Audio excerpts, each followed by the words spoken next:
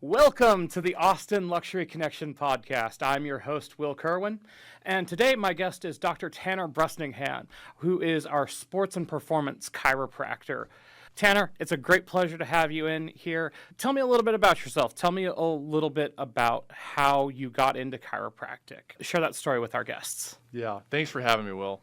My background includes a bachelor's degree in kinesiology and exercise science. From there, I jumped into my doctorate program at Texas Chiropractic College, where I got my doctorate in chiropractic. And post-grad, I acquired what is called a CCSP, a Certified Chiropractic Sports Practitioner, which allows me to practice from the highest level, from athletes all the way down to our weekend warriors. Awesome. And you do a lot of work with athletes, especially, don't you? Tell our audience a little bit about who all you work with.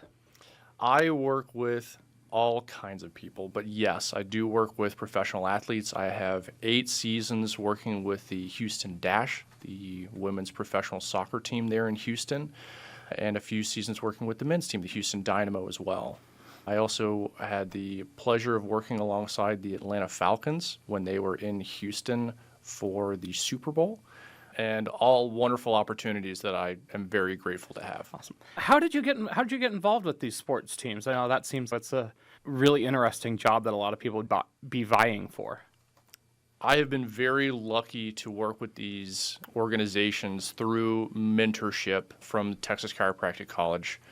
So shout out to all of my mentors who helped me find the right people and make those connections to put me in front of the right people to work with these athletic programs. So that mentorship that you have earlier in your career with Texas Chiropractic College, that obviously plays a big role into, where you're at today. Let's take a step back. Let's talk how did you get started in chiropractic? What inspired you to become a chiropractor?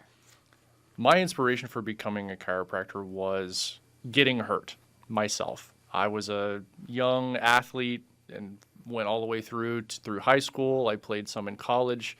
In high school, I was a tennis player, and that's where it all started. Just one day, I went down, had severe low back pain, lightning bolts down my leg, and I was only 15, 16, way too early to be having this type of pain. So I didn't really know how to handle pain. This was my first major injury, and it took me a few years, but at some point I finally made it to college, and I was having a flare-up. I saw a chiropractor for the first time, had no idea about the profession, and I had great results. I felt 90% better after my first visit and 100% better after 3 visits. Oh, that's amazing. Is that typical when you see a chiropractor? Is it typical that you see those kind of immediate impacts? Or is it something where sometimes it can take a lot of visits and other times it can be, just one visit just gets everything straight? When you see a chiropractor, there's so much variability with treatment. We always hope that we get someone better as fast as possible. If it's one visit, fantastic.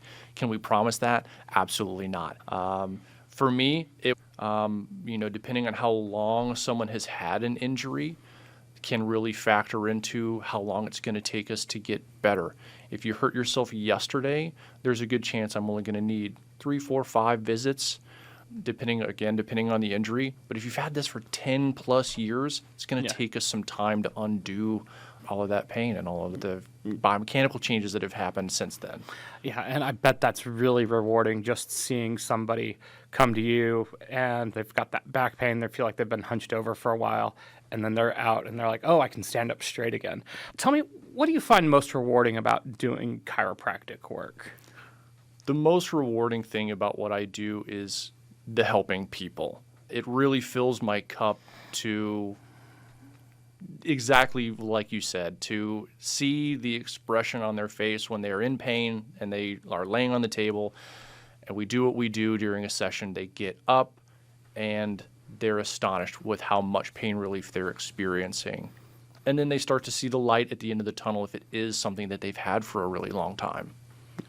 Yeah, and I want to talk a little bit about just how unique your practice is. So I know you provide chiropractic service for anybody who's big and out of shape like me, all the way up to a lot of athletes, but you really do to have that reputation for being able to help athletes and active people. How do you help them maintain their physical health? What sets your approach apart from other chiropractic practices? My approach is unique because I like to slow down.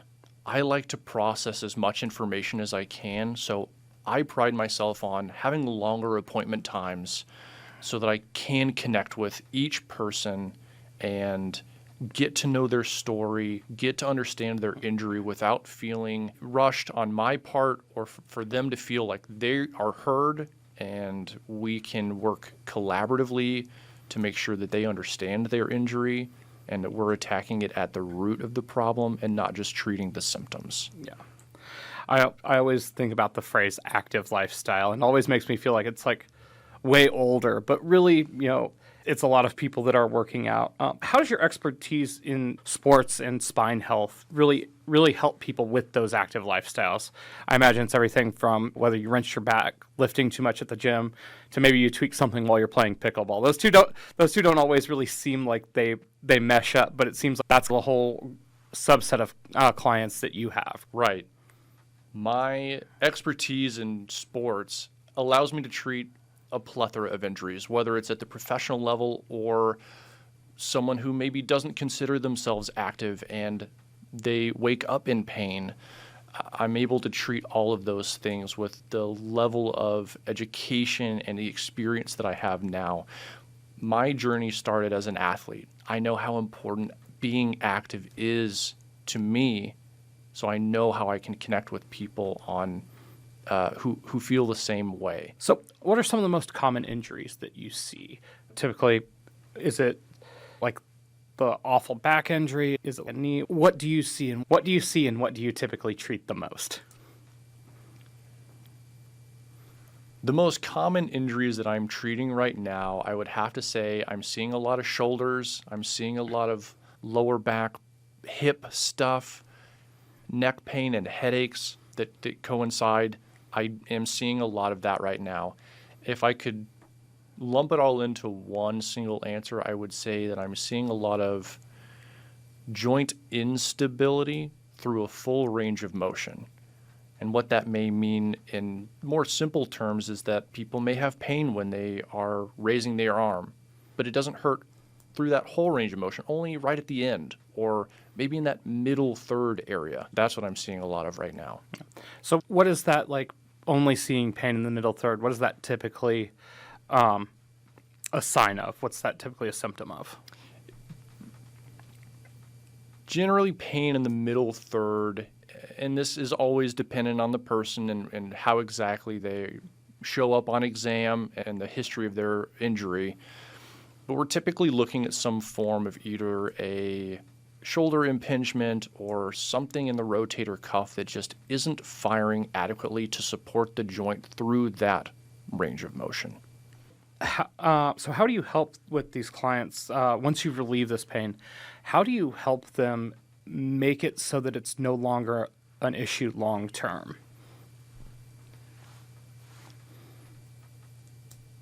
New patients typically seek me out or seek a chiropractor out because of a new pain. They just recently hurt themselves. Once I work through the necessary amount of time to treat those patients and get them feeling better, I always joke with them and say, congratulations, you got to fire me, right? That's exactly what I want. I don't want you to have to see a chiropractor forever. I don't want you to have to see me forever. My role in getting you better is exactly that. I need to get you better. Part of my responsibility in that, though, is keeping you better. Throughout the time that we spent together, I likely have given you tools and hopefully have empowered you to take control of your own health to where you don't have to come back and see me forever. Yeah. But you'll always have me in your back pocket if you ever need to come back and see me. Yeah, and that always seems like it's a really unique mindset for a chiropractor, especially for anybody. It's like wanting people to fire you from your job seems counterintuitive. And like I've seen a lot of other chiropractors where it seems like it's like a forever cycle. What drove you to that? What drove you to that mindset? How did you get there where you wanted to see your patients fire you because you solved their problem?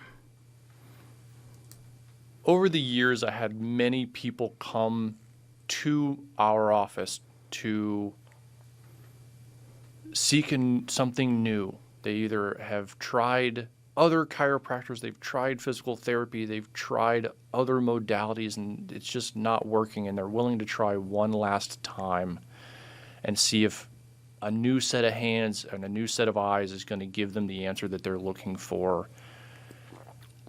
And I felt like the approach that I take by slowing down, hearing them, making sure that they don't feel lost in the medical realm and all of their concerns are heard, and that they have somebody that's willing to fight for them and really listen and connect and try to break down what issues they're having so that we can find a solution. And if it's with me, great. And if it's not, I'll help to get you wherever it is that you need to go. For people that might be new to chiropractic care, there's probably sometimes uncertainty about its benefits. What would you say to convince somebody that chiropractic care is the thing to try? People who are new to chiropractic are some of my favorite people to work with. They typically have some level of apprehension based on something they've seen on social media or something they've heard from a friend or family member, but they're in pain and they're seeking solutions. This is one major reason why I love my approach in slowing down, making sure that they don't feel rushed, making sure that they don't feel uncomfortable in the experience. Because I understand the apprehension. I understand where that comes from. I had a first time getting adjusted too. And you're in a new office building, you're in a new environment, you don't fully understand what's going on, you're in pain. And it's hard to trust somebody so quickly. So I do appreciate slowing down, making sure that they feel safe, and I guide them through. I tell them exactly what's going to happen before it happens. And then once we've built that trust, more often than not, it's a painless experience for them, and they realize just how beneficial it is to have me as a resource for them and their pain. So obviously, once you get to that first stage where, oh, I have that first visit and suddenly I'm feeling so much better, how do you help people understand like the value of the holistic care that comes with chiropractic? Chiropractic care offers some of the most conservative means of treating an injury. Other options include injections, minor or major procedures like surgery, and a lot of people really don't want that. And you can always go under the knife later if conservative means fail. So why not try something like chiropractic first? Because if it solves the problem that you're having, it's a lot less expensive than getting surgery, and you'll save yourself some nasty scars and maybe some metal. You won't have any metal in you. What was the line from The Replacements? Pain heals, chick stig scars, but glory's going to last forever. That's right. I guess if you don't want the scars, but they always tell a story, but you know what? You can always tell a story about your chiropractor too, right? Just the wisdom of Shane Falco. Of Shane Falco. Let's help educate the audience a little bit. A lot of people might not realize that chiropractic care actually involves so many different things. Can you explain what a typical session looks like at Hog Spine and Sports for us? Chiropractic care involves so many things.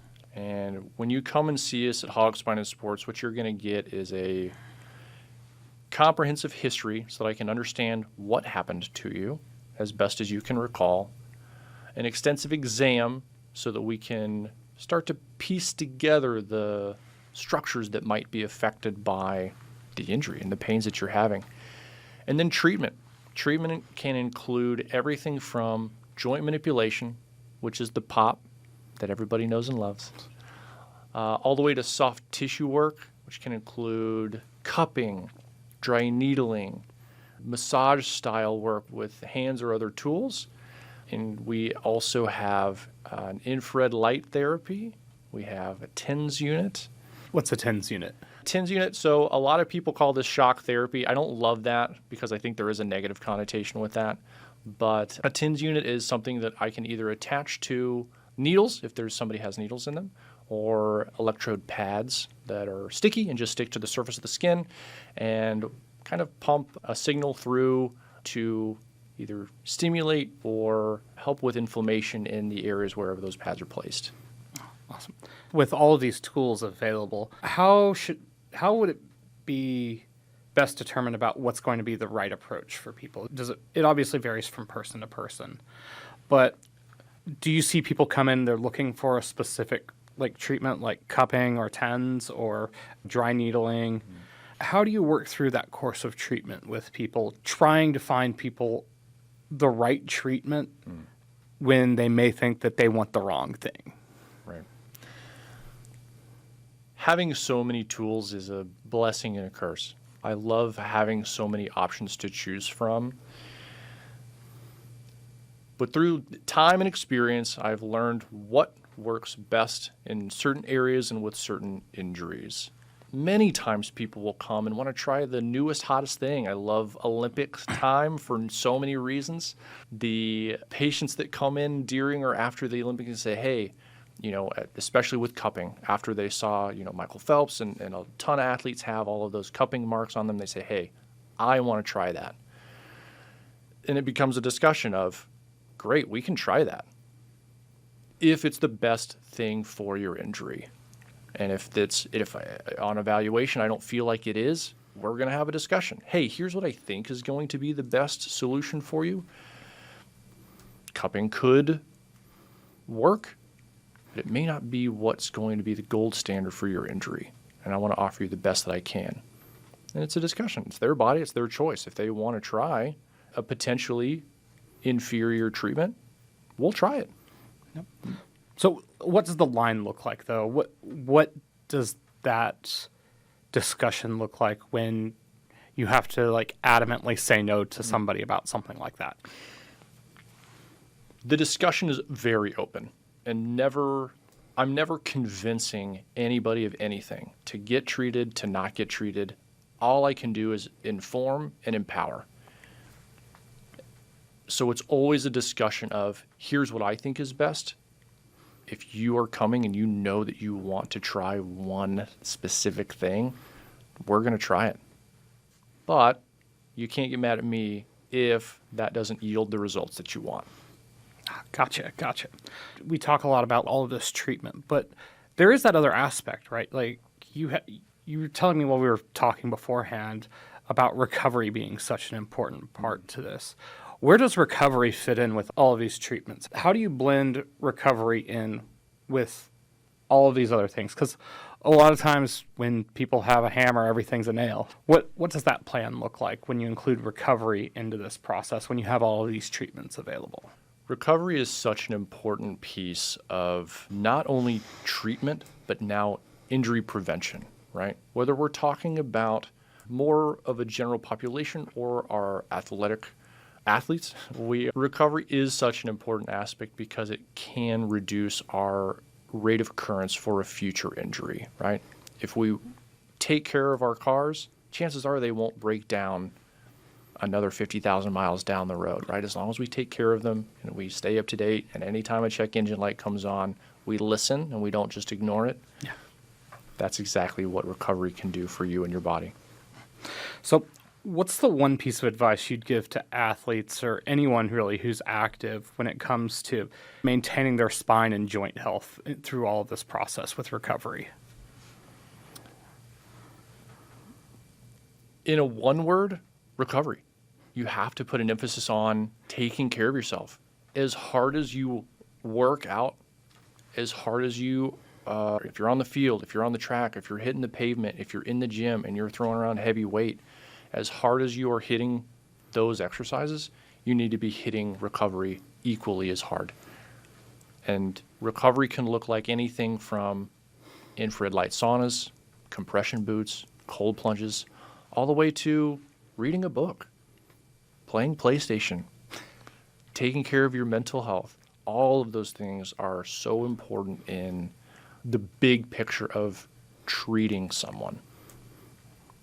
Makes so much sense. I want to talk about success for a bit. I know for you always say success always looks like people firing you from their job. But do you have a story about a client? You obviously don't have to name names. Don't name any names. We don't want you to get in any trouble.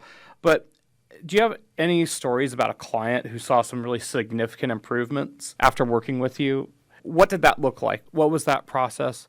Tell me the whole story. I want to understand all this, how things looked on day one all the way up until the day they fired you. I do have a couple of favorite stories from working with patients in the past, and I'll stick with one. I had an elderly couple come to see me. The husband in the relationship felt like they were passed around through the different medical facilities, the different medical professionals, the VA in his case, and just felt like he slipped through the cracks. All of a sudden he had pain and now needed a walker, and now they're talking about a wheelchair. And this was happening pretty suddenly, and for him that was not a lifestyle that he saw. He was very active in still fixing cars and drag racing, and it was so cool to hear his story and kind of get to know him and feel like his life was slipping through his fingers because of a health concern. And what I offered was I listened. I made sure that he was heard so that he didn't feel like he was slipping through another crack. I heard what he had to say, and I said, this technique could be a long shot based on how you're presenting and what you're telling me, but let's try it. We tried it. He got up off the table. He was able to stand up a little straighter, and optimism finally sunk in, right? He was finally able to see a significant enough change for him. His wife was in tears. He felt good. A few more weeks of treatment, and he's standing upright for the first time in months. He doesn't need his walker anymore. He doesn't even think about needing a wheelchair or cane, anything, any means of assistance he doesn't need anymore. And he's able to continue to work in the garage and do all of the things that he wants to do that helps to make us feel young and spry. That's amazing. What would you say it was about your approach that led to these results for him? You know, obviously every chiropractor, everybody that's a professional has different ways that they approach these particular problems. What was it specifically about the way you approached helping him get better that you think made the most difference? What made the biggest difference for them was time. Taking the time to hear him, taking the time to evaluate what he had going on, not trying to reinvent the wheel. He had tried so many things in the past. I didn't feel we needed to retry those things, and having the right equipment to try something new and that hadn't been tried before and apply to his condition. And it worked. That's just so amazing. It's always great to see when people can get better and go from that state where it's like that state of hopelessness, right, and coming out on the other side feeling a million times better. I can see just how absolutely personally fulfilling that can be for you. Yeah, it really is. Let's take a step away. Let's stop talking about the past. Let's talk about the future a little bit. So where do you see chiropractic going in the next 5 or 10 years? What are the trends you're seeing right now when it comes to treatments, when it comes to modalities? Is there anything that's new and upcoming that people might not know about that could be really helpful to them, to whether it's their spinal health, whether it's their recovery? What are you seeing that you're a big fan of that's on the horizon? As a whole, the chiropractic industry is ever growing, changing, and keeping up with the demands of the modern times. My hope is that I'm not alone in taking a step to the side and making some changes in how I wanted to practice. I hope that becomes the new norm, where people do operate a little slower so that they can offer higher quality treatment and make sure that their patients are well taken care of, not just in the short term, but the long term. So how do you see the role of chiropractic changing in the coming years? The role of chiropractic is always changing to meet the needs of what Medicare guidelines are, what the insurance providers are laying the lay of the land for us.